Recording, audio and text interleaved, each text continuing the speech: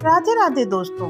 आज की कहानी बहुत प्रेरणादायक कहानी है। इस कहानी को ध्यान से सुनना। आज हम आपको एक ऐसे राजा की कहानी सुनाएंगे जो रोजाना अपनी बलि दिया करता था। आखिर क्यों राजा अपनी बलि देता था, इसे हम इस कहानी के माध्यम से ही जानेंगे। प्राचीन समय की बात है। एक राजा के पास महल में एक तोता था जो कि बहुत ही ज्ञानी था, जो उन्हें एक लंबी यात्रा के दौरान मिला था। राजा उस तोता को अपने महल में ले आते हैं और उस तोता से बातें करने लगते हैं। वह तोता बड़ा ही समझदार था, वह तोता बड़ा ही ज्ञानी था। उस तोता को राजा इतना लगाव हो गया कि राजा उसके बिना रह ही नहीं पाते थे। राजा तोता से रोज नई नई कहानी सुना करते थे और तोता भी राजा को बहुत प्यार करने लगा था और वह भी राजा के कहने पर रोज अच्छी अच्छी ज्ञानवर्धक और प्रेरणादायक कहानियां सुनाया करता था। तोता कहता है, राजन, मैं आज आपको बहुत ही ज्ञानवर्धक और प्रेरणादायक कहानी सुनाने जा रहा हूँ, तो इस कहानी को ध्यान से सुनिएगा। तोते के कहने पर राजा भी तोते के पास बैठ जाते हैं और ध्यानपूर्वक कहानी सुनने लगते हैं। तब तोता कहता है, प्राचीन समय की बात है। राजा सूरभान की नगरी सूरपुर में एक ब्राह्मण रहता था, जिसका देश विदेशों में व्यापार था। विदेशों में जहाज़ों के द्वारा व्यापार करने का कार्य करता था। उस ब्राह्मण के 7 बेटे थे। सब भाइयों में राघव सबसे छोटा था। पिता ने 6 भाइयों की तो शादी कर दी थी, लेकिन अभी राघव 7वें नंबर का था। अभी तक राघव की शादी नहीं हुई थी। शादी करने से पहले ही वह ब्राह्मण ईश्वर को प्यारे हो गए। पिता के गुजर जाने के बाद राघव की शादी कोई कराया ही नहीं। जहाज लाद कर पार करने की सारी जिम्मेवारी 7 भाइयों पर आ गई और 7 भाई बड़ा दिल लगाकर अपने कारोबार में लगे हुए थे। राघव को सबसे छोटा होने के कारण माँ बड़े भाइयों के साथ भाभियों का खूब प्यार मिलता था। राघव का घर में बहुत लाड दुलार था। राघव अपने भाइयों के साथ जहाज लादने के कारोबार में पूरा सहयोग देता था और शाम को अपने भाइयों के साथ घोड़े पर सवार होकर जब लौटता तो दरवाजे पर खड़ी होकर उसकी 6 की 6 भाभियां अपने पतियों को दाएं हाथ से लोटा भरकर पानी पीने के लिए देती और बाएं हाथ से अपने देवर को देती। एक दिन राघव ने सोचा कि भाभी रोज मुझे बाएं हाथ से पानी पीने को क्यों देती हैं और अपने पतियों को दाएं हाथ से देती हैं। ऐसा क्यों? आज मैं बड़ी भाभी से दाएं हाथ से ही पानी पीऊंगा। मैं भी तो इसी घर का बेटा हूँ, तो फिर मुझे ऐसा भेदभाव क्यों किया जा रहा है? यह सोचकर राघव ने शाम को काम से लौटने के बाद घर के दरवाजे पर पहुंचकर अपने खड़े होने के स्थान को बदलते हुए अपने बड़े भाई की जगह पर खड़ा हो गया और बड़ा भाई राघव की जगह पर खड़ा हो गया। बड़ी भाभी ने अपने दोनों हाथों में पानी से भरे लोटों को एक हाथ को दूसरे हाथ के ऊपर से करते हुए दाएं हाथ का लोटा उन्होंने फिर से अपने पति को ही दिया और बाएं हाथ में पकड़ा हुआ लोटा राघव को दे दिया। सभी ने पानी पी लिया, लेकिन राघव ने पानी नहीं पिया और पानी पीने से पहले अपनी बड़ी भाभी से सवाल पूछा, भाभी पहले मेरे सवाल का उत्तर दीजिए। भाभी चौंक कर राघव की तरफ देखती है और कहती हैं, देवर जी पूछिए क्या बात है। राघव कहता है, भाभी आज मैं बड़े भैया की जगह पर खड़ा होकर आपके दाएं हाथ से पानी पीना चाह रहा था, पर आपने फिर अपने हाथों को बदलते हुए मुझे बाएं हाथ से ही पानी क्यों दिया? आपने ऐसा क्यों किया? आप मेरे साथ ऐसा रोज करती हैं, क्यों करती हैं? उसकी बात सुनकर बड़ी भाभी ने उत्तर दिया, अगर तुम्हें सीधे हाथ का दिया हुआ पानी ही पीना है तो तुम अपनी पत्नी ले आओ। भाभी की ये कहे हुए शब्द राघव के दिल में तीर की तरह जा लगे। भाभी के कहे हुए शब्द राघव से बर्दाश्त नहीं हो रहे थे। उसे बहुत गुस्सा आ रहा था कि आखिर भाभी उसके साथ ऐसा क्यों कर सकती हैं। क्यों, जब वो अपने पति को दाएं हाथ से पानी पीने के लिए दे सकती है तो मुझे क्यों नहीं? वह बिना पानी पिए ही भाभी से कहने लगा, यह लो तुम अपने पानी का लोटा और मैं यहाँ से जा रहा हूँ और अब मैं तभी वापस आऊँगा जब मुझे सीधे हाथ से पानी देने वाली मिल जाएगी, नहीं तो मेरा इस नगर में वापस लौटना संभव नहीं है। अब मैं इस घर में वापस कभी नहीं आऊँगा जब तक मेरी पत्नी मेरे साथ नहीं होगी। इतना कहकर राघव बिना पानी पिए ही घर से चला गया। चलते चलते वह अपने नगर से दूर शेरगढ़ पहुंच गया। उस राज्य में राघव और शांति का माहौल था, लेकिन वहां का राजा अपनी बेटी के तबीयत को लेकर बहुत ही दुखी था। राजा की बेटी तो बहुत सुंदर, बहुत गुणवान थी, लेकिन उसे एक असाधारण रोग हो गया था, जिसके कारण राजकुमारी हमेशा अचेत अवस्था में रहती थी। सुंदर होने के बावजूद भी उस बीमारी के कारण उसका चेहरा ढल सा गया था। राजा ने बहुत सारे हकीम राजकुमारी को ठीक करने के लिए लगा रहे थे, लेकिन उनमें से कोई भी उस राजकुमारी को ठीक नहीं कर पा रहा था, जिसके कारण राजा मानसिक तौर पर बहुत दुखी रहता था। और अंत में राजा ने अपने राज्य में यह घोषणा करवा दी कि जो व्यक्ति मेरी बेटी को ठीक कर देगा उसकी तबीयत एकदम ठीक हो जाएगी, उसका असाध्य रोग ठीक हो जाएगा, तो वह अपनी बेटी का विवाह उससे ही कर देगा और अपना आधा राज भी उसे ही दे देगा। राघव अब राजा हुकुम की राजधानी में पहुंच तो गया। उसने वहां पहुंचकर देखा कि वहां चारों ओर बहुत शांति का माहौल है और चारों तरफ राजकुमारी की ही चर्चा चल रही है। चारों तरफ हो रही चर्चा को सुनकर राघव ने वहां एक व्यक्ति से पूछा कि आखिर यहाँ पर चारों तरफ राजकुमारी की ही चर्चा क्यों चल रही है। तो उस व्यक्ति ने बताया कि हमारे राजा की बेटी बहुत बीमार है और बहुत सारे वैद्य उसका इलाज करने के लिए लगे हुए हैं, लेकिन राजकुमारी की बीमारी जो है ठीक ही नहीं हो रही। पता नहीं हमारी राजकुमारी को कौन सा रोग हो गया है, जिसके कारण कोई भी वैद्य उसकी दवा नहीं कर पा रहे हैं। पूरे राज्य में दुख का माहौल है। उस व्यक्ति की बातें सुनकर राघव राजा के महल की ओर चला गया। राजा के महल में पहुंचकर जब उसने देखा कि वहां पर बहुत सारे वैद्य राजकुमारी को ठीक करने के लिए लगे हुए हैं, वह एक कोने में खड़ा होकर सभी वैद्यों को देखने लगा और उनकी सारी गतिविधियों पर नजर रखने लगा। रोज की तरह सारे वैद्य शाम के समय हताश होकर अपने अपने घरों को लौटने लगे।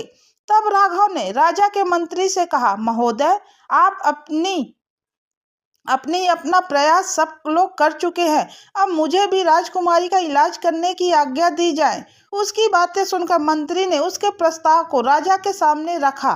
तब राजा ने कहा, ठीक है, उसे बुलाया जाए।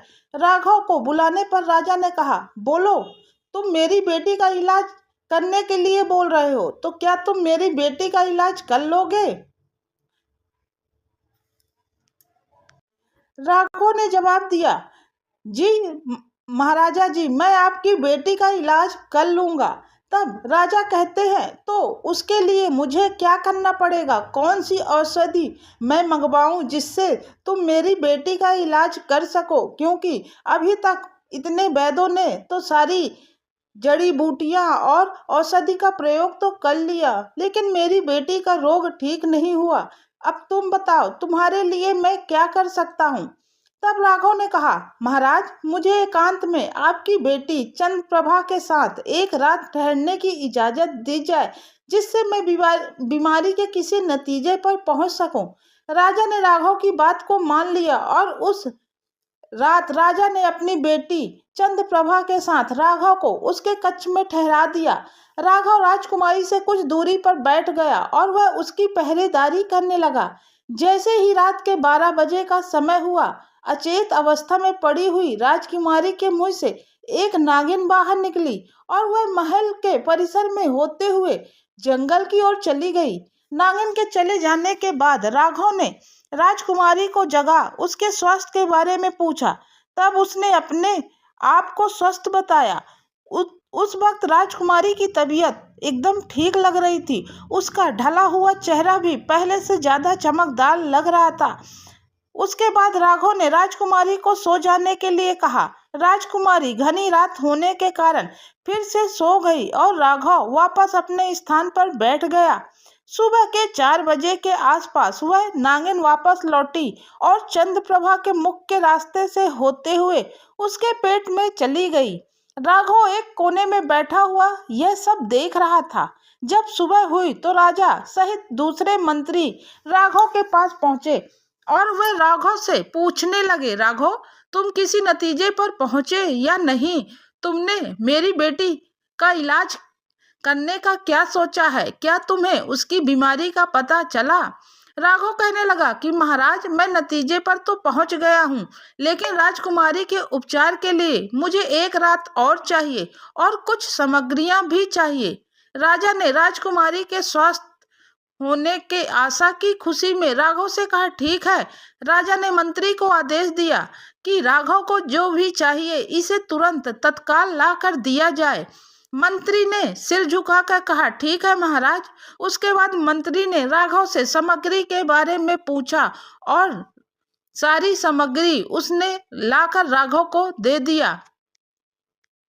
फिर राघव ने मंत्री से कहा, मंत्री जी, मुझे एक ऐसा बांस चाहिए जो 10 फुट लंबा हो और मोटा हो और अंदर से साफ किया हुआ हो। उस बांस का मुंह एक तरफ से खुला हो और दूसरी तरफ से बंद हो। खुले मुख की डांट भी हो ताकि जरूरत पड़ने पर पास के उस खुले मुंह को उससे बंद किया जा सके।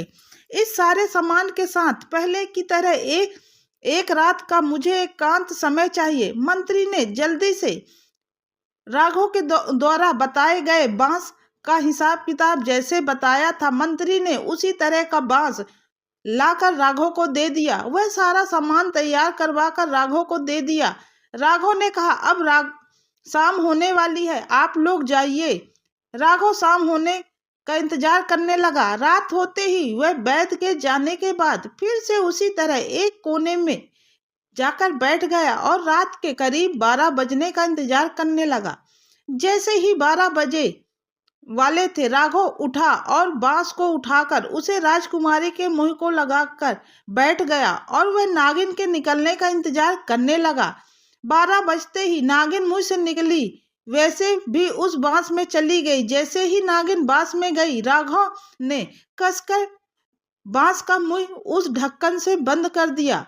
बंद करने के बाद राघव ने बांस को एक कोने में खड़ा कर दिया और आराम से सो गया।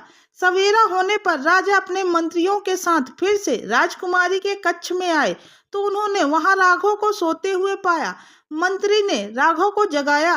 राजा ने राघव से पूछा, तुम्हारा काम पूरा हो गया है? राघव ने कहा, जी महाराज, मेरा काम तो पूरा हो गया है, लेकिन एक काम अभी भी बाकी है, उसे आपने सैनिकों के द्वारा पूरा करवाना है। तब राजा ने उससे पूछा कि बताओ क्या काम है। तब राघव ने कहा, इस कोने में रखे बांस को ले जाकर अपने सैनिकों के द्वारा इस बांस को अच्छी तरह से कटवा दो। महाराज का आदेश पाते ही सैनिक उस बांस को ले गए और पत्थरों से उस बांस को कूट दिया, जिससे नागिन उछलकर उसके अंदर ही मर गई। उसके बाद राघव ने राजा से कहा कि अब आप अपनी राजकुमारी को जगाएं और उससे उसके स्वास्थ्य के बारे में पूछिए। राघव की बात सुनकर राजा खुश हो गए और राजा ने राजकुमारी को जगाया और उससे उसके स्वास्थ्य के बारे में पूछा। राजकुमारी पहले की तरह एकदम समान दिख रही थी। वह जागते हुए खिले हुए चेहरे के साथ अपने पिता से प्यार से बात करने लगी। अपनी माँ के पास चली गई। राजा ने जब अपनी बेटी के स्वास्थ्य को एकदम ठीक पाया तो राजा की खुशी का तो कोई ठिकाना ही नहीं रहा। राजा ने अपनी शर्त के अनुसार राजकुमारी का विवाह राघव के साथ करा दिया। उसे अपना राधा राज देकर वहां का राजा बना दिया। राघव कुछ दिन महल में रहकर ही अपना समय बिताने लगा। उसके बाद वह अपने राज्य को अपने ससुर को सौंप कर अपनी रानी चंद्रप्रभा के साथ अब अपने नगर सूरपुर आ गया। घर आने के बाद उसकी माँ और भाभियों ने उन दोनों का बहुत अच्छे से स्वागत किया। राघव के परिवार के सभी लोग बहुत खुश थे। वह राघव और अपनी देवरानी का स्वागत बड़े धूमधाम से किया।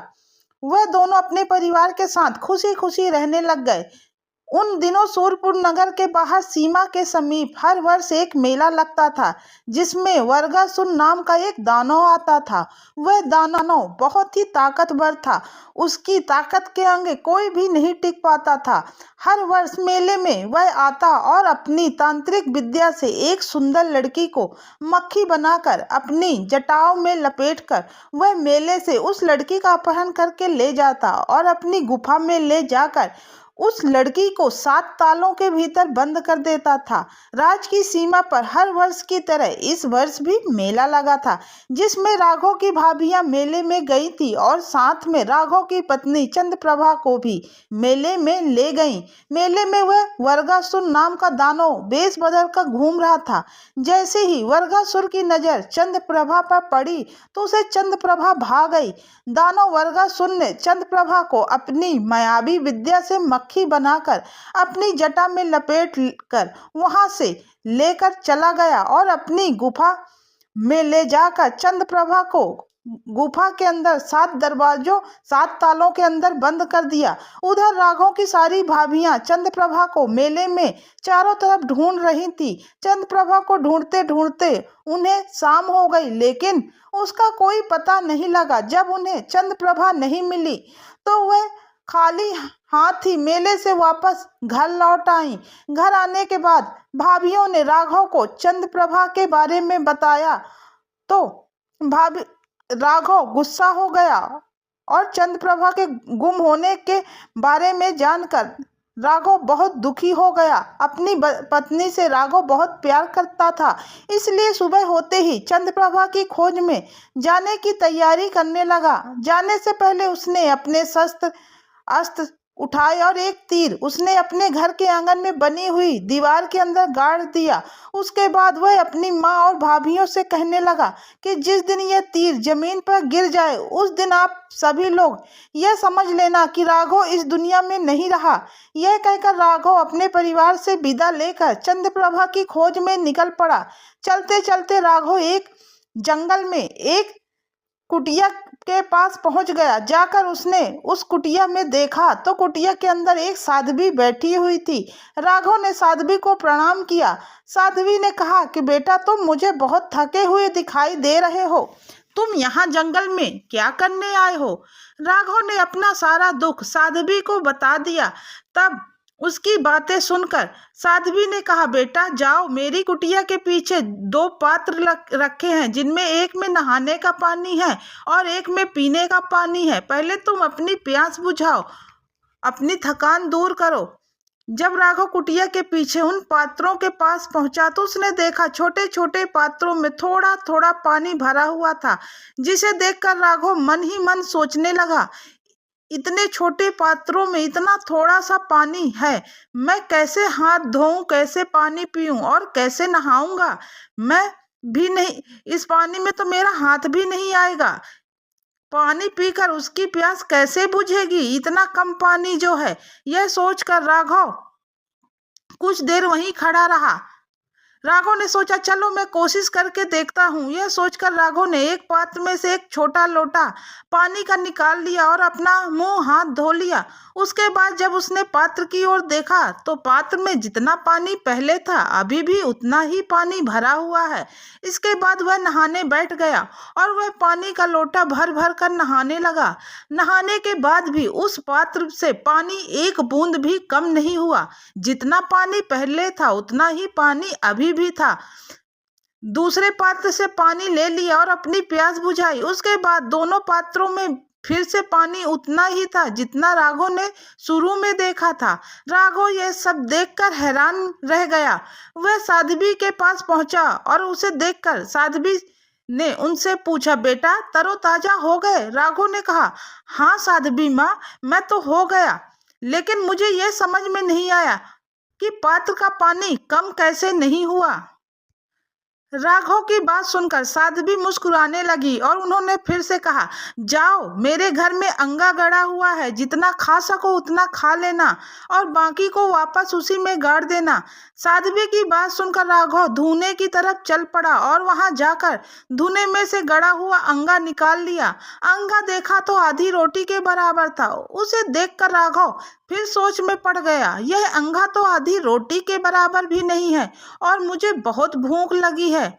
इससे मेरा कैसे पेट भरेगा? इससे तो मेरी भूख ही कम नहीं होगी। इससे मैं क्या खाऊं और क्या बचाऊं? इसलिए इसके 2 टुकड़े कर लेता हूं, जिससे एक मैं खा लेता हूं और एक को वापस फिर जैसा साध्वी ने कहा है वैसे ही गाड़ दूंगा। ऐसा सोचकर राघव ने उस अंगा के 2 टुकड़े कर के एक को गाड़ दिया और दूसरे टुकड़े को खाने लगा और उस अंगा को खाता रहा, लेकिन वह अंगा कम ही नहीं हुआ, उसका पेट भी भर गया। लेकिन अंगा का टुकड़ा उसके हाथ में उतना का ही उतना था जितना उसने तोड़कर लिया था। राघव मन ही मन सोचने लगा कि इस साध्वी का पानी भी निराला है और अंगा भी अनोखा है। इसके बाद हाथ के बचे हुए अंगा को भी धूनी में गाड़कर साध्वी के पास चला गया। साध्वी के पास पहुंचने पर साध्वी ने जैसे ही उसे देखा तो उससे पूछा, बेटा खाना खा लिया? तो राघव ने कहा, जी हाँ। उसके बाद राघव सोचने लगा कि साध्वी माँ इतनी पहुंची हुई है, क्या मैं इनसे चंद्रप्रभा के बारे में पूछूं? शायद यह मुझे बता सके। उसके बाद राघव ने कहा, साध्वी माँ मुझे आपसे एक बात पूछनी है, क्या मैं पूछूं? साध्वी माँ ने कहा, हाँ बेटा पूछो, तुम्हें कौन सी बात पूछनी है? तब राघव कहता है कि आप मुझे मेरी पत्नी के बारे में बता सकती हैं। मेरी पत्नी कल से मेले में गुम गई थी, वह अभी तक नहीं घर पहुंची है, मैं उसे ही ढूंढने निकला हूँ। कुछ बता सकती हैं तो बता दीजिए। साध्वी उससे कहने लगी, बेटा तेरी पत्नी को असुर ले गया है, वर्गासुर उठा ले गया, जो बहुत ही शक्तिशाली और मायावी है। साध्वी की बात सुनकर राघव ने कहा, माता आप मुझे उस दानव से चंद्रप्रभा को छुड़ाने का कोई उपाय बताइए। साध्वी कहने लगी, बेटा इस बारे में ज्यादा कुछ नहीं जानती हूँ और अधिक जानने के लिए तो तुम्हें मेरी गुरु माँ से मिलना पड़ेगा, आगे का मार्ग वह ही तुम्हें बताएंगी। राघव साध्वी माँ की बात सुनकर कहता है, तो माँ मुझे अपनी गुरु माँ के पास पहुँचने का रास्ता बता दीजिए। साध्वी ने उसे अपनी गुरु माँ का रास्ता बता दिया। राघव साध्वी के बताए रास्ते में चलकर राघव गुरु माँ के पास पहुँच गया। माँ बहुत शक्तिशाली थी, वह 14 विद्याओं से परिपूर्ण थी। बर्गासुर जो था वह माँ से खौफ खाता था। आश्रम में पहुंचकर राघव ने गुरु माँ को प्रणाम किया तो साध्वी ने राघव से अपना परिचय और आने का कारण पूछा। उसके बाद राघव ने अपनी सारी बात गुरु माँ को बता दी। इसके बाद गुरु माँ ने राघव को पूर्व साध्वी की तरह ही अतिथि सत्कार किया और कहने लगी, बेटा इस मायावी दानव वर्गासुर से चंद्रप्रभा को आजाद कराना इतना आसान नहीं है। इस दानव ने तुम्हारी पत्नी को अपनी गुफा में 7 तालों के अंदर कैद करके रखा है। जब भी वह दानव अपनी गुफा से बाहर आता है तो वह उसे अपनी माया से बंद कर जाता है और उसकी गैर मौजूदगी में गुफा के अंदर कोई भी नहीं जा सकता। उसकी माया बहुत विकराल है, उसका तंत्र कोई नहीं तोड़ सकता। अगर कोई भी इंसान ऐसा करने की कोशिश करता है तो वह उसे अपनी माया से पत्थर बना देता है। इसलिए तुम चंद्रप्रभा को छोड़ो और अपनी जान की परवाह करो और यहाँ से सही सलामत अपने घर लौट जाओ। यह सुनकर राघव कहने लगा, माँ मुझे अपनी जान की फिक्र नहीं है।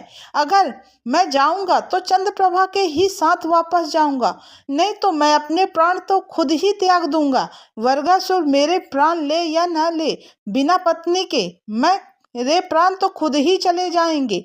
राघव की बात सुनकर साध्वी कहने लगी, ठीक है बेटा, जब तुमने ठान ही लिया है तो मेरी बात ध्यान से सुनो।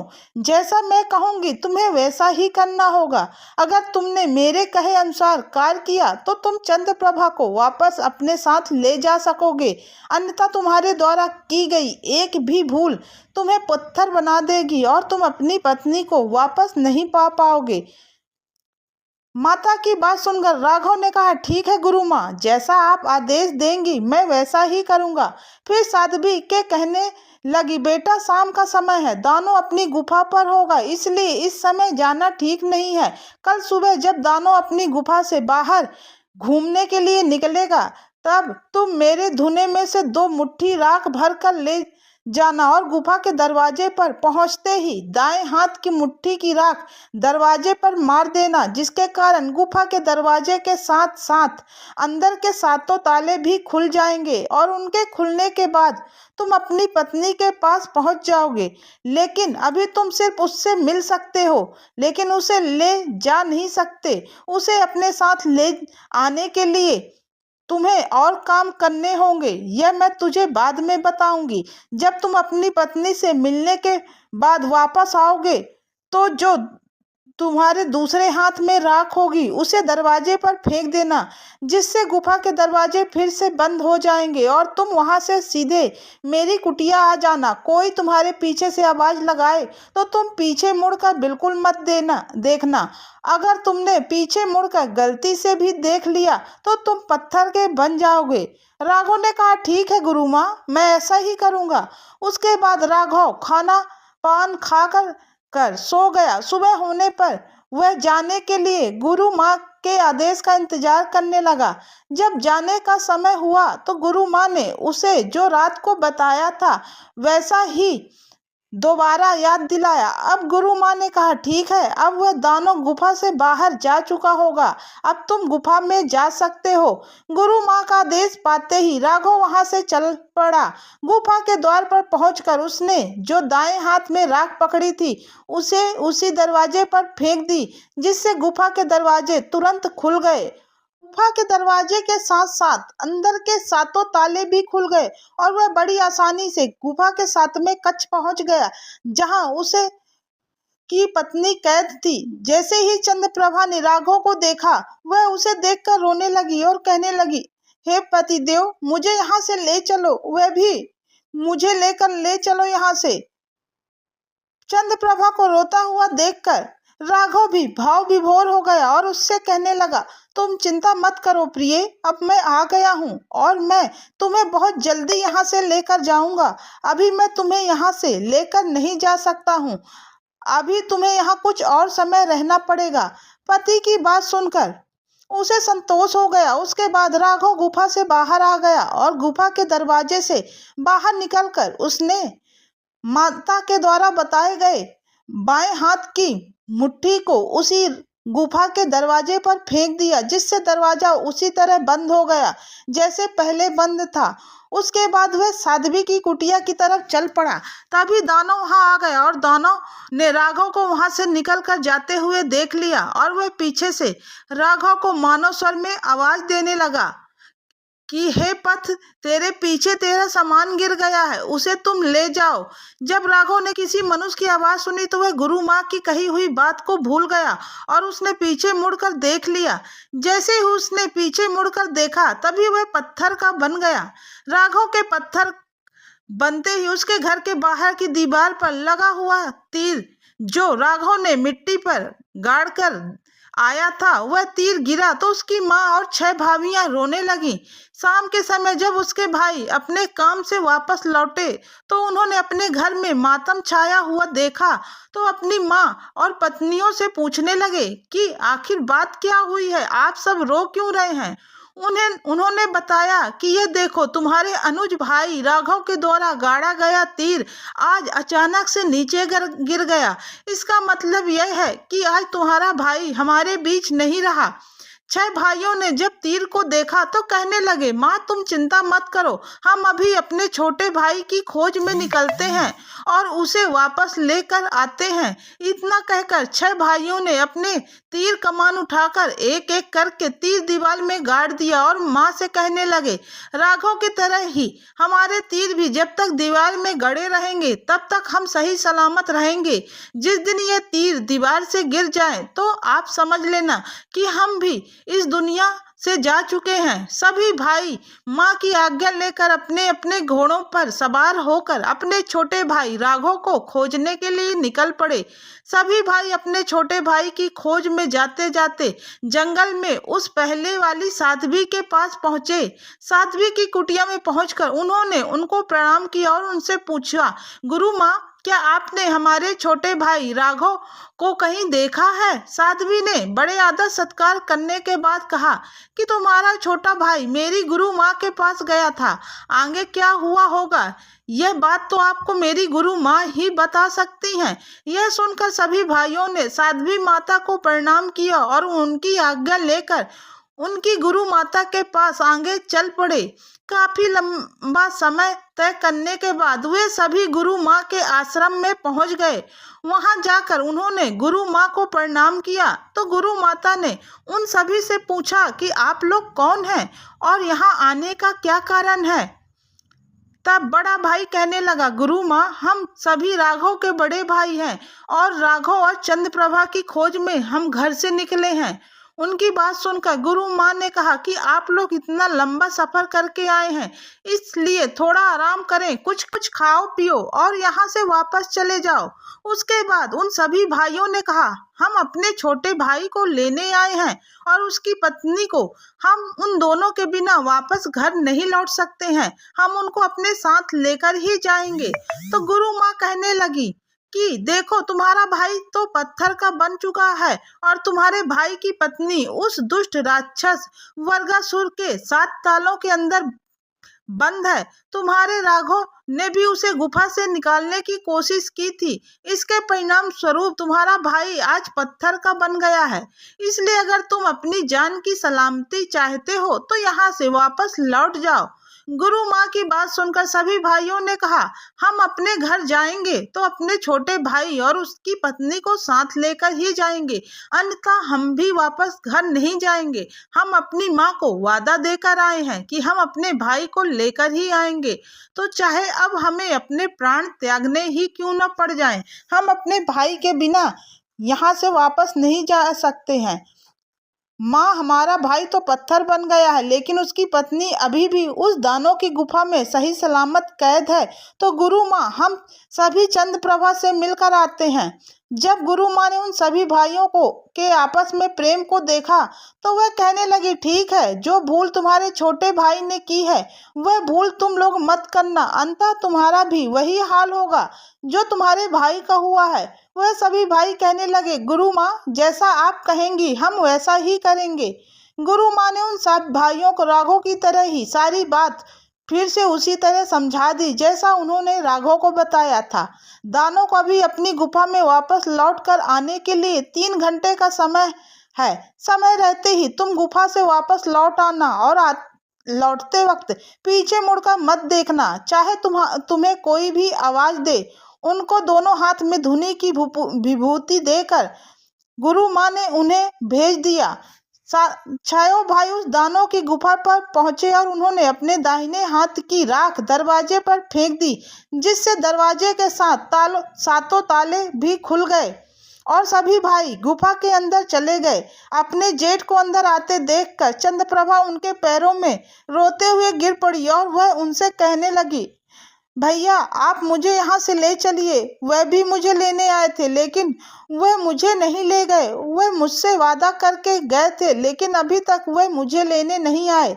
भाई कहने लगे, बेटी, तुम चिंता मत करो, हम तुझे यहाँ से लेकर ही जाएंगे, लेकिन तुम्हें अभी 1 दिन का और धैर्य रखना होगा। हम तुझे लेकर जाने का तरीका गुरु माँ से जाकर दोबारा पूछकर फिर आएंगे और तुम्हें यहाँ से ले जाएंगे। चंद्रप्रभा को अपने जेठ द्वारा कही गई बात का भरोसा हो गया। वह सभी गुफा से बाहर निकलकर बाएं हाथ की राख को दरवाजे पर छिड़क कर द्वार को बंद कर देते हैं। अभी वह वहां से निकले ही थे कि तभी वहां पीछे वर्गासुर दानव आ गया और अपनी गुफा से बाहर निकलते हुए राघव के 6 भाइयों को भी देख लिया था। वह एक पीड़ित मनुष्य की आवाज बनाकर कहने लगा, मेरे भाइयों, मैं एक लंगड़ा व्यक्ति हूँ, तुम्हारे पीछे पीछे आ रहा हूँ। मैं चलने में बहुत असमर्थ हूँ, जरा मुझे भी थोड़ा सा सहारा दे दो ताकि मैं भी अपने घर पहुँच जाऊँ। ईश्वर आपका भला करेगा। मनुष्य की आवाज़ सुनते ही उनके भाइयों ने भी वही गलती कर दी जो उनके छोटे भाई राघव ने की थी। गुरु माँ की चेतावनी देने के बावजूद भी पीड़ित मनुष्य द्वारा लगाई गई आवाज पर उनका ध्यान चला गया और उन सभी ने पीछे मुड़कर देख लिया। पीछे देखते ही सभी भाई पत्थर के बन गए। उन सभी भाइयों के पत्थर का बन जाने के बाद वह दानव उन्हें गुफा के अंदर किया और चंद्रप्रभा से कहने लगा कि मेरे पीछे से यहाँ पर कौन आया था। तब चंद्रप्रभा कहने लगी, मुझे क्या पता, मैं तो यहाँ पर 7 तालों के भीतर कैद हूँ। क्या कोई 7 तालों के भीतर कैद रहकर बाहर की दुनिया में घट रही घटनाओं के बारे में कुछ बता सकता है? गुफा के अंदर बाहर चारों तरफ निगरानी करने के बाद दानव कहने लगता है कि उन गुस्ताखियों को तो मैंने सजा दे दी है, देखता हूँ अब कौन आता है उसकी सजा देने की बात को सुनकर चंद्रप्रभा के पैरों तले जमीन खिसक गई और वह सोचने लगी, हो न हो इसने जरूर मेरे पति और मेरे जेठ लोगों को मार डाला। इसके बाद चंद्रप्रभा भी जीने की उम्मीद छोड़ देती है। इधर जैसे ही 6 भाई पत्थर के हुए, उनके घर के बाहर बनी दीवार में से 6 की 6 तीरें नीचे गिर पड़ी। इनको देखकर उनकी माँ और उनकी पत्नियां रोने लगी, जोर जोर से विलाप करने लगी। उन्हें रोते रोते सुबह से शाम हो गई और शाम से फिर रात हो गई, लेकिन उनका रोना और विलाप करना कम ही नहीं हुआ। उनके राज्य के राजा सूरभान हर रोज रात को अपने नगर सूरपुर की प्रजा की खैर खबर लेने के लिए अलग अलग भेष बदलकर बाहर निकलते थे। उस रात को भी वह राजा अपने घोड़े पर सवार होकर प्रजा की खैर खबर लेने के लिए निकले थे। पूरे नगर का चक्कर लगाने के बाद अंत में राजा जब उस तरफ पहुंचे जहां ब्राह्मणी और उसकी 6 बहुएं जोर जोर से विलाप कर रही थी, उन्हें देखकर वे उनके पास रुक गए। उनके पास जाकर उस ब्राह्मणी से राजा ने पूछा कि माँ, तुझे क्या कष्ट है? तुम इतनी रात गए अपनी बहुओं के साथ इतना जोर जोर से क्यों विलाप कर रही हो? तब वह बूढ़ी माँ कहने लगी कि क्या बताऊं महाराज, मेरे 7 बेटे थे जिनकी 6 बहुएं यहाँ पर मौजूद हैं और एक बहू मेले में से गायब हो गई, जिसकी तलाश में गए हुआ मेरा सबसे छोटा बेटा अब दुनिया में नहीं रहा और उसे ढूंढने के लिए मेरे 6 पुत्र गए और वह भी अब इस दुनिया में नहीं रहे।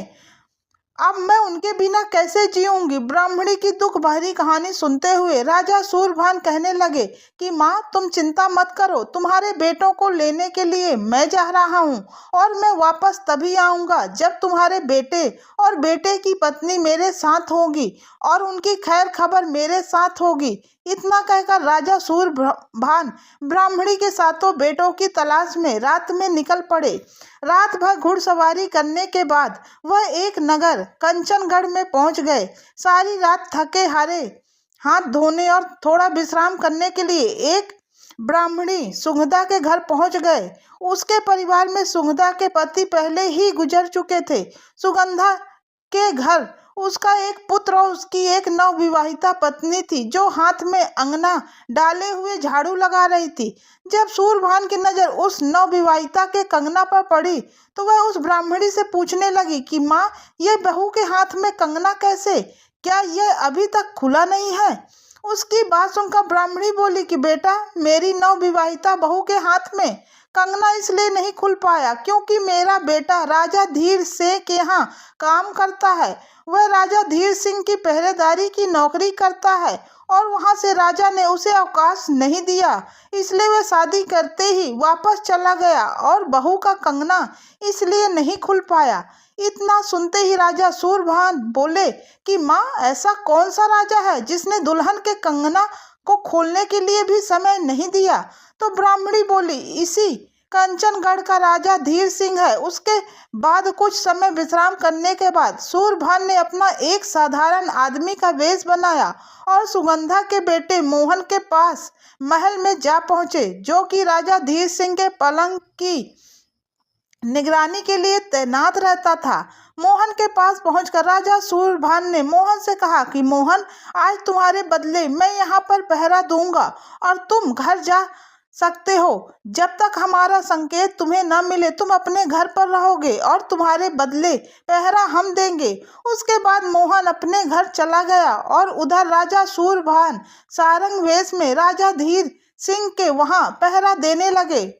उस नगर से बाहर जंगल में एक चंडी मठ थी। राजा धीर सिंह प्रतिदिन रात के 12 बजे पलकर वहां एक चंडी की मड़ई पर जाते थे। उस रात भी जब वह उस तरफ चल पड़े तो सूरभान भी छुपते छुपाते राजा के पीछे पीछे चल पड़े।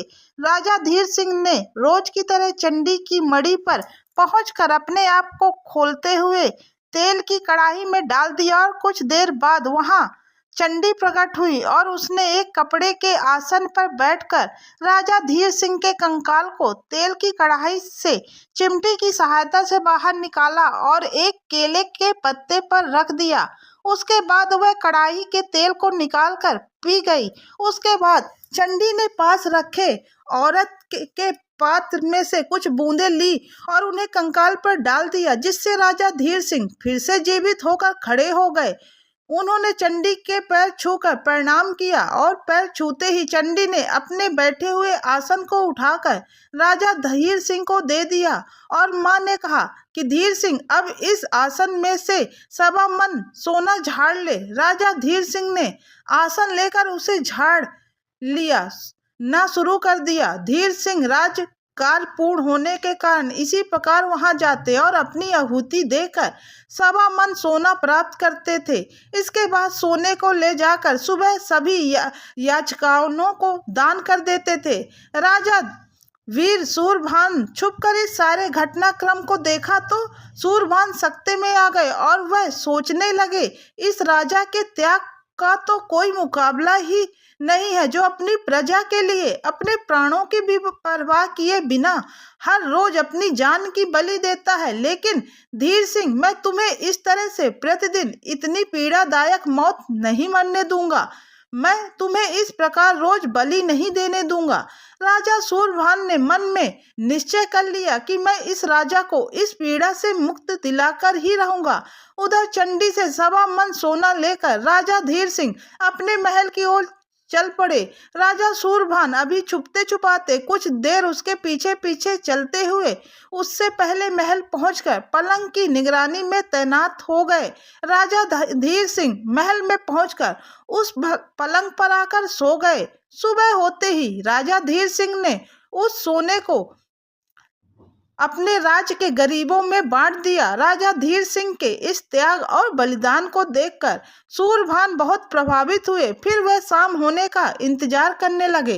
राजा धीर सिंह रात को 12 बजे जागने के प्रयास के चलते अपने राजकाज के काम दिन के समय में ही निपटा लेते थे और शाम होते ही जल्दी सोने के आदि होने के कारण हर रोज की तरह जल्दी सो जाते हैं। उस दिन भी राजा सूरभान राजा धीर सिंह के पलंग की निगरानी करने लगे। राजा सूरभान को 16 विद्याओं का ज्ञान था। राजा सूरभान ने 16 विद्या का ज्ञान होने के कारण 12 बजने और राजा धीर सिंह की नींद खुलने से पहले ही अपने 2 वीर राजा धीर सिंह पर ध्यान देने के लिए लगा दिए, जिससे धीर सिंह गहरी निद्रा में सोता रहा। जैसे ही रात के 12 बजे राजा धीर सिंह की जगह राजा सूरभान इनमें जुटाए हुए मसालों को लेकर चंडी की मंदिर की ओर चल दिए। चंडी की मंदिर पर पहुंचते ही मड़ैया पर रखी चंडी की कढ़ाई में पहले हाथ में लाए हुए मसालों को डाला और उसके बाद स्वयं कढ़ाई में कूद गए। कुछ देर बाद चंडी प्रकट हुई और कढ़ाई में से राजा सूरभान के कंकाल को एक केले के पत्ते पर रखा। उसके बाद अपने घड़े में से अमृत की कुछ बूंदें निकाली और सूरभान पर डाली। यह बूंदें डालते ही राजा सूरभान ने अपने पहले वाले रूप में आ गए। उसके बाद कढ़ाई में मसालेदार मांस के शोरबा को चंडी ने जब पिया तो वह बड़ा ही स्वादिष्ट लगा और चंडी खुश होकर कहने लगी, अरे धीर सिंह, आज तो तुमने मुझे खुश ही कर दिया। 3 वर मांग ले, तुझे क्या मांगना है? आज तुम जो कुछ भी मांगोगे वही पाओगे। चंडी की बात सुनकर सूरभान बोले, हे देवी, अगर तुम सचमुच मुझ पर प्रसन्न हो तो पहले आप मुझे वचन दीजिए कि जो कुछ भी मैं आपसे मांगूंगा वह मुझे मिलेगा। इतना सुनते ही चंडी बोली, हाँ, मैंने वचन दिया, तो क्या मांगना चाहता है? मांग ले जो मांगना है। इतना सुनते ही राजा सूरभान बोले, हे देवी, पहले वरदान में आप मुझे इस सोने वाले आसन को दे दीजिए और दूसरे वरदान में आप मुझे अमृत के घड़े को दे दीजिए और तीसरे वरदान में आप यहाँ से कहीं दूर चले जाइए। इतना सुनते ही चंडी बोली, धीर सिंह, ये तुमने क्या मांग लिया? तुमने तो मेरा सब कुछ छीन लिया, मुझे बेघर कर दिया। इस पर राजा सूरभान कहने लगे, देवी, तुमने मुझे वचन दिया है और अपने वचन को निभाना है, तो जो कुछ मैंने कहा है वह तुम्हें देना ही होगा। सूरभान की बात सुनकर चंडी बोली, ठीक है धीर सिंह, मुझे अपने वचन की लाज तो रखनी ही होगी। इसके बाद सूरभान को अपना सिंहासन, अपना अमृत कलश देकर चंडी वहां से चली गई। इधर सूरभान आसन और अमृत के घड़े को लेकर धीर सिंह के पास आकर उसकी सुरक्षा में तैनात हो गए। वह सुबह होने का इंतजार करने लगे और उधर सूरज निकलने पर उन्होंने दोनों वीरों को हटा दिया। वीरों के हटते ही राजा धीर सिंह की नींद खुल गई और राजा धीर सिंह हड़बड़ा कर उठे और अपने चारों तरफ सूरज का उजाला देखकर विचलित हो गए। अपने परिसर में लगी याचनाओं की भीड़ को देखकर अपने आप पर क्रोधित होते हुए सोचने लगे कि आज रात 12 बजे मेरी नींद क्यों नहीं खुली। अब मैं इन मांगने वालों को क्या दूंगा? अपने द्वार पे इन आए भिखारियों को अब मैं क्या दूं? ये बहुत आशा से मेरे पास आए हैं। यह सब सोचकर राजा धीर सिंह कहने लगते हैं कि अब मुझे जीने का कोई अधिकार नहीं है। ऐसा सोचकर राजा धीर सिंह अपनी जान खत्म करने के इरादे से अपने विश्राम कक्ष में गए और अपनी कटार खींचते हुए अपने ऊपर वार करना ही चाहते थे। तभी उनका पीछा करते हुए राजा सूरभान उनके कक्ष में पहुंच गए। राजा सूरभान ने राजा धीर सिंह का हाथ पकड़ते हुए उनके हाथ से कटार छीन ली और उन्हें रोकते हुए कहने लगे, राजन, आप ये क्या करने जा रहे हो? आप जैसा राजा इस नगर को ही नहीं बल्कि पूरे दुनिया की जरूरत है। आपका जीना बहुत जरूरी है। अपने दरबार पर आए हुए फरियादी का जीवन इसी तरह से खुशियों से भरना है। उनकी बात सुनकर राजा धीर सिंह कहने लगे, यह सब कैसे होगा? तब राजा सूरभान ने मुस्कुराते हुए अपने पीठ के पीछे छिपाए हुए चंडी वाले आसन को निकालकर राजा धीर सिंह को दे देते हैं और कहते हैं, यह लो राजन, तुम्हारी समस्या का समाधान हो गया। राजा धीर सिंह चंडी वाले आसन को देखकर सकते में आ जाते हैं और एक निराश और हताशक याचक के भाव से सूरभान की तरफ देखते हुए कहते हैं, आप कौन हैं? मुझे अपना परिचय दीजिए। आप एक सैनिक तो नहीं हो सकते। आप अपना परिचय देकर मुझे कृतार्थ कीजिए। कृपया मुझे अपना परिचय दीजिए, मैं बहुत उत्सुक हूँ। उनकी बात सुनकर राजा सूरभान अपने परिचय देते हुए उन्हें बताते हैं, मैं राजा सूरभान हूँ। अब तक का अपना सारा घटनाक्रम और आने का कारण सब कुछ राजा धीर सिंह को बता दिया। राजा धीर सिंह सूरभान का नाम सुनते ही राजा सूरभान के पैरों में गिर पड़े और कहने लगे, महाराज, मेरी खता के लिए मुझे माफ कर दीजिए। जिनके चरणों की धूल मुझे अपने माथे पर लगानी चाहिए थी, अनजाने में ही मैंने उनसे अपने पलंग की निगरानी करवा बैठा। राजा धीर सिंह की यह बात सुनकर राजा सूरभान ने चंडी के चमत्कारी आसन को देते हुए कहा, यह लो, अब तुम्हें हर रोज अपनी आहुति नहीं देनी पड़ेगी और रोज सुबह सवा मन सोना प्रतिदिन मिलता रहेगा, जिससे आप अपनी रियासत का अच्छे से ख्याल रख सको। अब ब्राह्मणी के बेटे मोहन को दास बंधन मुक्त करके तनख्वाह देते रहना। तब राजा धीर सिंह ने कहा, राजन, ऐसा ही होगा। इतना कहकर और चंडी से मिले अमृत के घड़े को साथ में लेकर राजा धीर सिंह से अनुमति लेकर राजा सूरभान अपने घोड़े पर सवार होकर आगे चल पड़े। चलते चलते वह जंगल में उसी साध्वी के पास जा पहुंचे जहां पर राघव और राघव के भाई पहले गए थे। आश्रम में पहुंचकर उन्होंने साध्वी को प्रणाम किया। उसके बाद साध्वी ने राजा सूरभान से उनका परिचय और वहां आने का कारण पूछा। राजा सूरभान कहने लगे, मैं राजा सूरभान हूँ, मैं किसी कार्य हेतु निकला हूँ। क्या आप मुझे ब्राह्मणी के 7 बेटों के बारे में कुछ बता सकती हैं? तब साध्वी कहती है, मैं बहुत कुछ नहीं जानती हूँ, बस मैं इतना जानती हूँ कि वह मेरे गुरु माँ के पास गए थे। अब वहाँ क्या हुआ यह तो मेरी गुरु माँ ही आपको बता सकती हैं। गुरु माँ से मिलने के लिए राजा सूरभान उनकी आश्रम की तरफ निकल पड़े। उनके बारे में ज़्यादा जानकारी तो राजा सूरभान को नहीं थी, लेकिन राजा सूरभान साध्वी के बताए हुए रास्ते पर चलने लगे। लंबा सफर करने के बाद राजा सूरभान साध्वी के आश्रम पहुंच चुके थे। वहां पहुंचकर राजा सूरभान ने मां के चरणों में प्रणाम किया और उसके बाद गुरु मां ने राजा सूरभान से उनका परिचय पूछा और आने का कारण पूछा।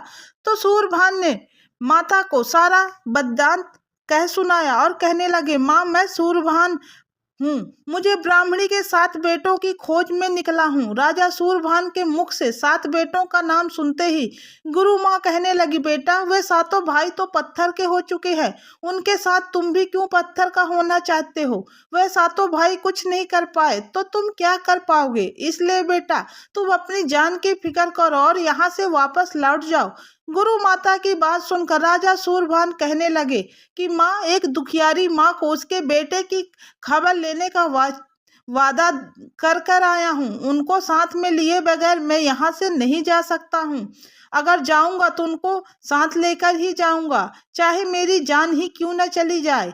सूरभान की बातें सुनकर गुरु माता कहने लगी, ठीक है बेटा, जैसी तुम्हारी इच्छा, लेकिन जो गलतियां 7 भाइयों ने की थी उन गलतियों को तुम मत करना।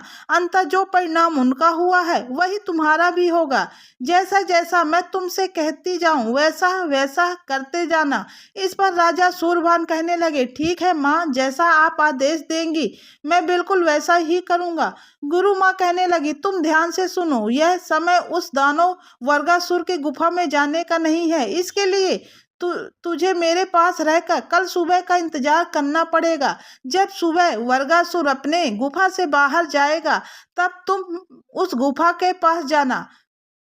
अगली सुबह दानव के गुफा से निकल जाने के पश्चात सुबह के समय गुरु माता राजा सूरभान से कहती हैं, क्या तुम तैयार हो? गुरु माँ की बात सुनकर सूरभान कहते हैं, हाँ माँ, मैं बिल्कुल तैयार हूँ। तब गुरु माँ कहती हैं, तू मेरे धुनी से अपने दोनों मुट्ठी राख से भर ले और उस दानव की गुफा पर जैसे ही पहुंच जाना, दाएं हाथ की मुट्ठी राख के गुफे के दरवाजे पर मार देना, जिसके कारण गुफा के साथ साथ 7 ताले खुल जाएंगे। जब तुम चंद्रप्रभा से मिलकर वापस निकलना तो गुफा के द्वार पर बाएं हाथ की मुट्ठी की राख फेंक देना, जिससे वह गुफा के दरवाजे बंद हो जाएंगे। इसके बाद तुम सीधे मेरे आश्रम में वापस आ जाना।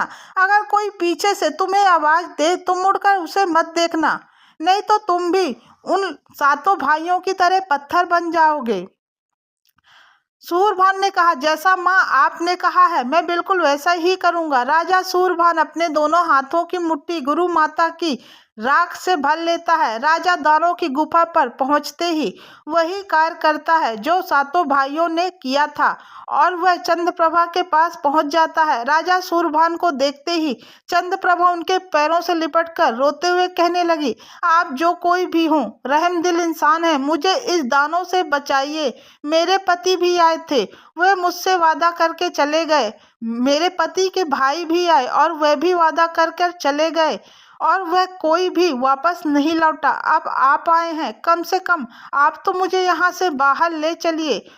उनकी बात सुनकर राजा सूरभान बोले, धैर्य रखो बेटी, हम यहाँ आए हैं तुझे लेकर ही जाएंगे, लेकिन 3 दिन तक धैर्य रखना पड़ेगा। अब हम चलते हैं और तुम्हें ले जाने का प्रबंध करके कल हम फिर वापस आएंगे।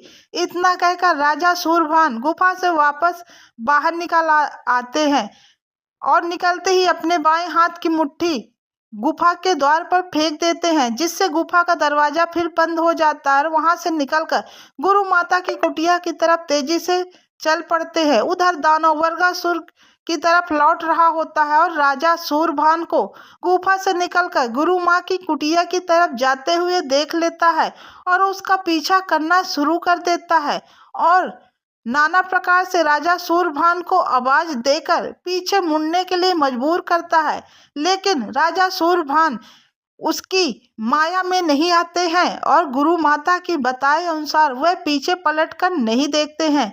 गुरु माता की कुटिया में घुस जाते ही पीछा करता हुआ वर्गासुर कुटिया के पास पहुंचकर गुरु माँ से कहता है, गुरु माँ, तुम्हारी कुटिया में मेरा चोर है। तब गुरु माँ कहती है, मेरी कुटिया में चोर है? यह क्या बात बोल रहा है? चल यहाँ से चला जा, नहीं तो मैं तुझे भस्म कर दूंगी। यह सुनकर वर्गासुर वहां से लौट जाता है। दानव के लौटते ही गुरु माता सूरभान से कहती है, बेटा यही वर्गासुर राक्षस है, अब यह सोचना है कि इससे कैसे निपटना है। इस पर राजा सूरभान कहने लगी कि माँ, मैंने सोच लिया है। तो गुरु माता कहती है, बेटा तुमने क्या सोचा है? सूरभान कहने लगे कि मैं कल गुफा में फिर से जाऊंगा, गुरु माँ कहने लगी, गुफा पर जाने से क्या होगा? सूरभान कहते हैं, माँ तुम देखती जाओ मैं क्या करता हूँ। गुरु माता कहने लगी, ठीक है, जो तुम्हारा मन पड़े वही करो। अगले दिन दानों के चले जाने के बाद राजा सूरभान ने अपनी दोनों मुट्ठी राख से भरकर गुफा पर पहुंच गए और दाएं हाथ की मुट्ठी राख गुफा के दरवाजे पर फेंकी। गुफा के दरवाजे खोलकर अंदर चले गए। वहां पहुंचकर वह चंद्रप्रभा से कहते हैं, बेटी आज यह दानव तुम्हारे पास लौट कर आए तो उसके काल के बारे में पूछना।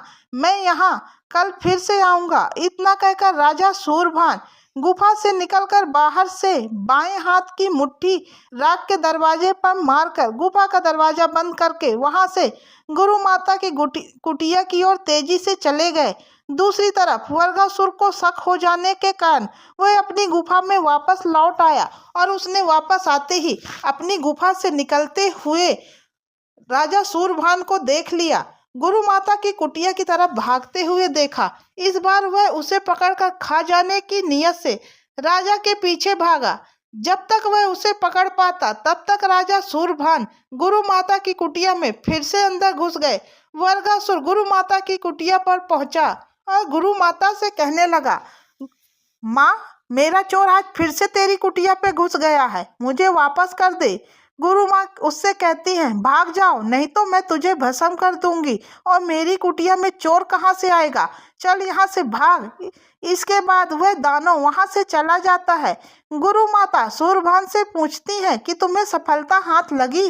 तो राजा सूरभान कहते हैं, बस गुरु माँ मुझे कल का एक दिन और दे दीजिए, सफलता जरूर मेरे हाथ लगेगी। दूसरी तरफ दानव लौटकर अपनी गुफा में पहुंचा। गुफा में पहुंचकर चंद्रप्रभा को मारते पीटते वह बोला, मेरे पीछे से गुफा में कौन आता है, कौन है, किसकी मौत उसे यहाँ बार बार खींच कर ला रही है?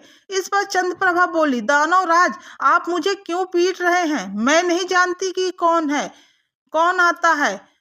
मैं तो यहाँ 7 तालों के भीतर कैद हूँ। दानवराज मुझे एक बात की शंका है, अगर कोई यहाँ आता है तो यह चिंता की बात है। अगर आपकी गुफा की मजबूत सुरक्षा को कोई भेद सकता है, वह व्यक्ति आपके लिए काल भी बन सकता है और अगर आप नहीं रहे तो मैं यहाँ पर घुट घुट कर मर जाऊंगी।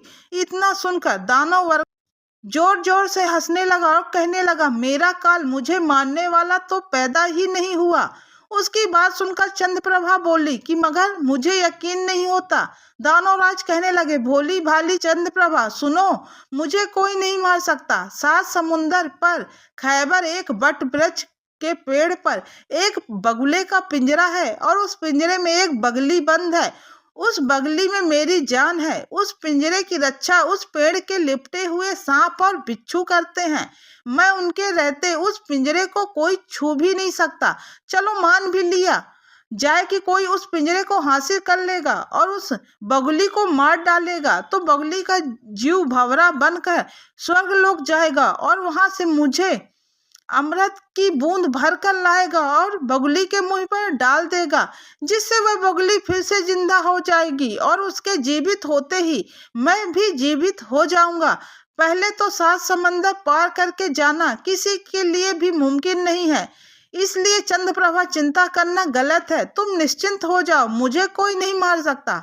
इतना कहकर दानव उसके अगले दिन सुबह अपना पेट भरने के लिए जंगल की ओर चला जाता है। दानव के जाने के बाद राजा सूरभान उस गुफा के अंदर आते हैं।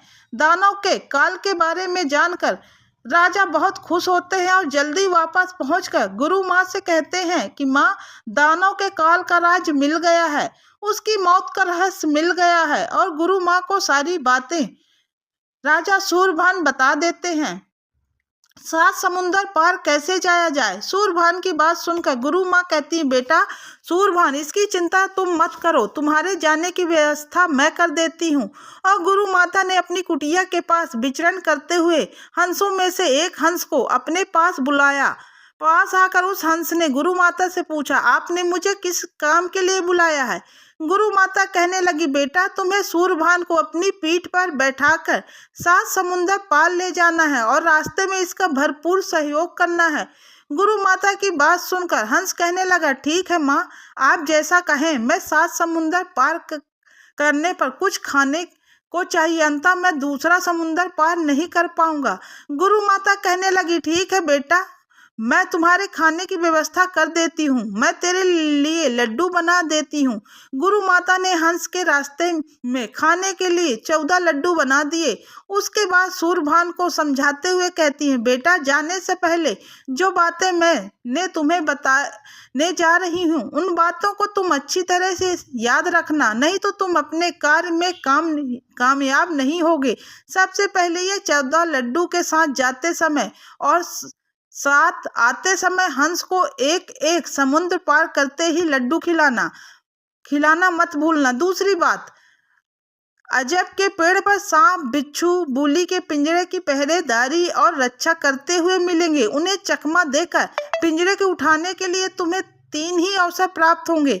उनके अंदर ही तुम्हें उस पिंजरे को उठाना है। अगर इस बीच में तुम उस पिंजरे को नहीं तोड़ पाए तो तुम्हारा लक्ष्य कभी पूरा नहीं होगा। पिंजरा तोड़कर ही तुम्हें वहां से प्रस्थान करना है। राजा सूरभान कहने लगे, ठीक है माँ, ऐसा ही होगा। उसके बाद राजा सूरभान हंस को एक लड्डू खिलाकर उसकी पीठ पर बैठ गए और कहा, चलिए हंसराज, हम सफर पर चलते हैं। इसके बाद हंस सूरभान को अपनी पीठ पर बैठाकर वहां से उड़ चला। जैसे जैसे समंदर पार करता गया, वैसे वैसे राजा सूरभान उसको एक एक लड्डू खिलाते गए। इसी तरह उन्होंने सभी समंदर पार कर लिए और वहां दोनों उस पेड़ के पास पहुंच गए।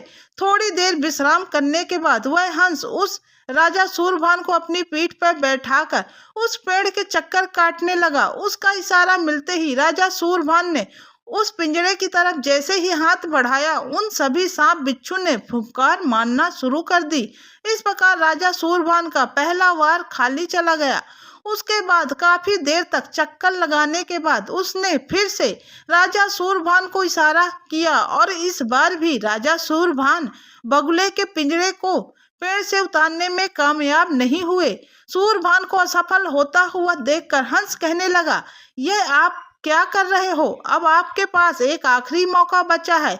अगर इस बार भी आप पिंजरे को नहीं उठा पाए तो फिर आप पिंजरा कभी नहीं पाएंगे, और अगर आपने पिंजरा नहीं तोड़ा तो सबकी कराई गई मेहनत पानी पे फिर जाएगी। राजा सूरभान कहने लगे, ठीक है हंसराज, इस बार मैं अपना वार खाली नहीं जाने दूंगा। उसने चक्कर काटते हुए जैसे ही इशारा किया, सूरभान ने सांप, बिच्छू आदि सभी को चकमा देते हुए, झपटा मारते हुए बगुले के पिंजरे को तोड़ लिया और खुश होकर हंस से कहने लगे कि लौट चलो हंसराज, हमारा काम हो गया।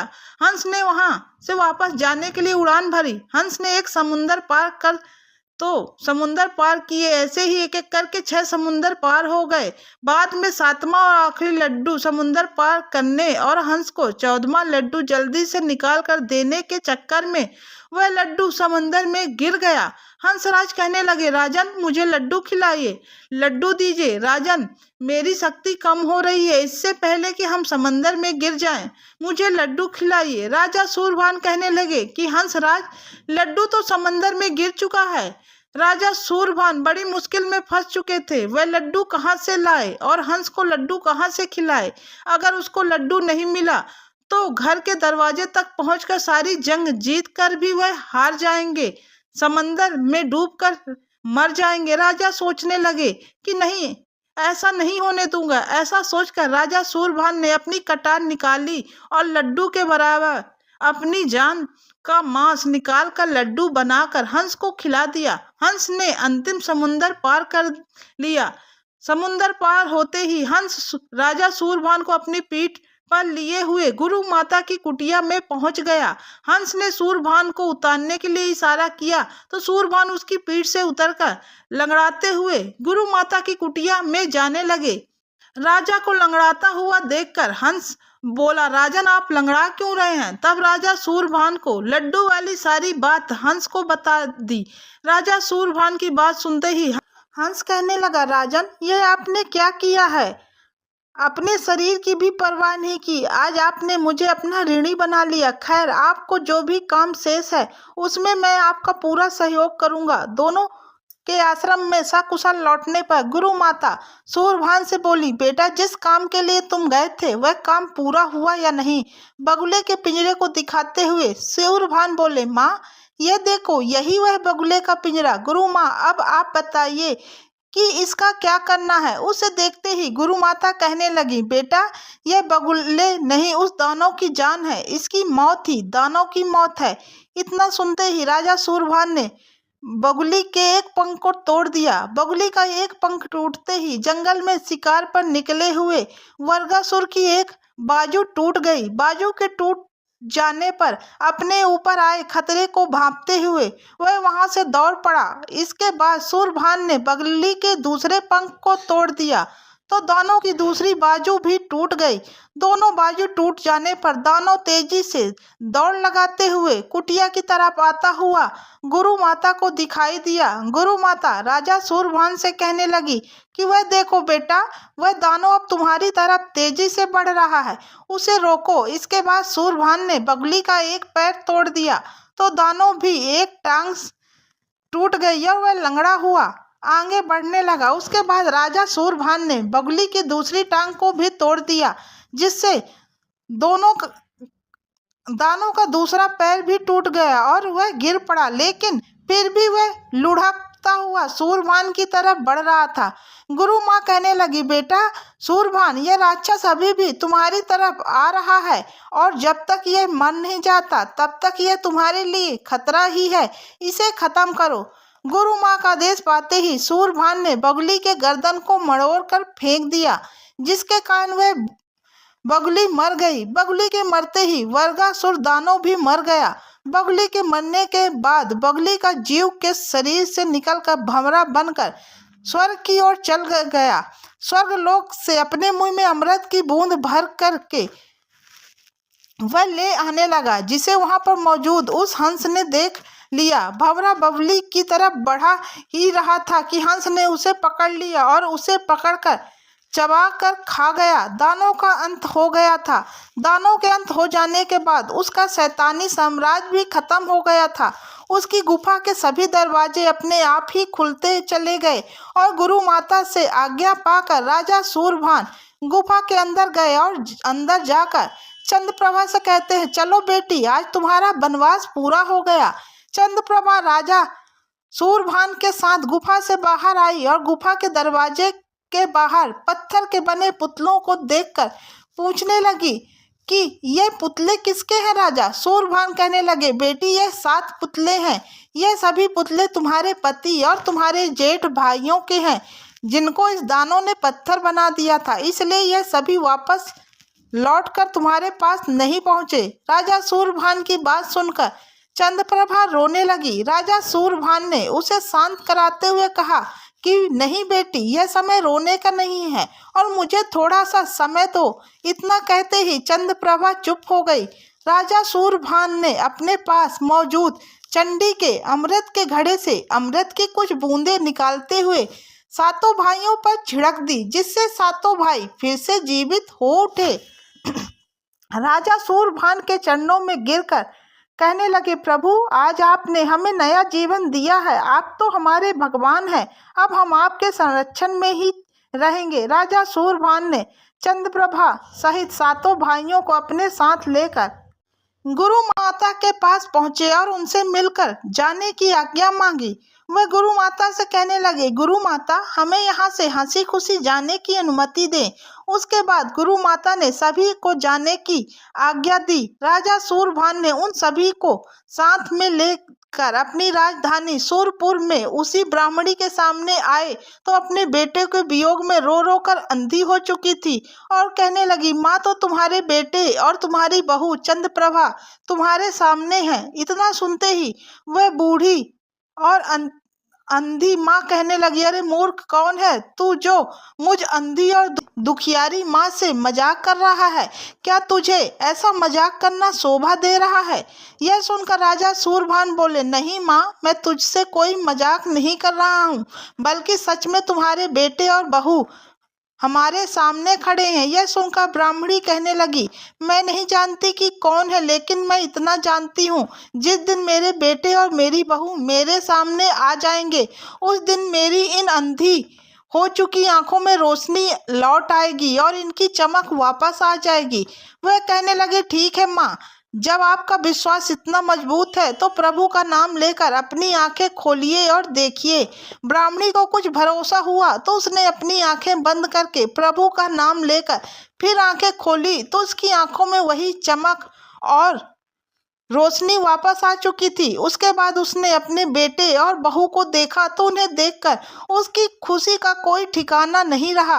वह ब्राह्मणी राजा सूरभान के पैरों में गिर पड़ी और कहने लगी, मैं बूढ़ी माँ। इतना सुनते ही राजा सूरभान ने उन्हें उठाकर अपने गले से लगा लिया और कहने लगे, माता, तुम्हारी जगह मेरे चरणों में नहीं बल्कि मेरी जगह तुम्हारे चरणों में है। माँ का स्थान बेटे के पैरों में नहीं बल्कि बेटे का स्थान माँ के चरणों में होता है। माँ, ईश्वर का लाख लाख शुक्र है कि उसने मेरे वचन की और आपके विश्वास की लाज रख दी।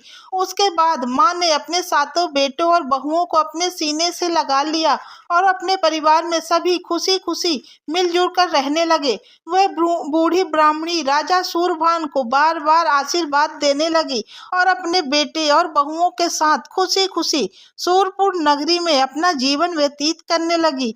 तो दोस्तों, ये कहानी आपको कैसी लगी है कमेंट्स करके जरूर बताइएगा। अब हम मिलते हैं आपसे अगले वीडियो के साथ, तब तक के लिए राधे राधे।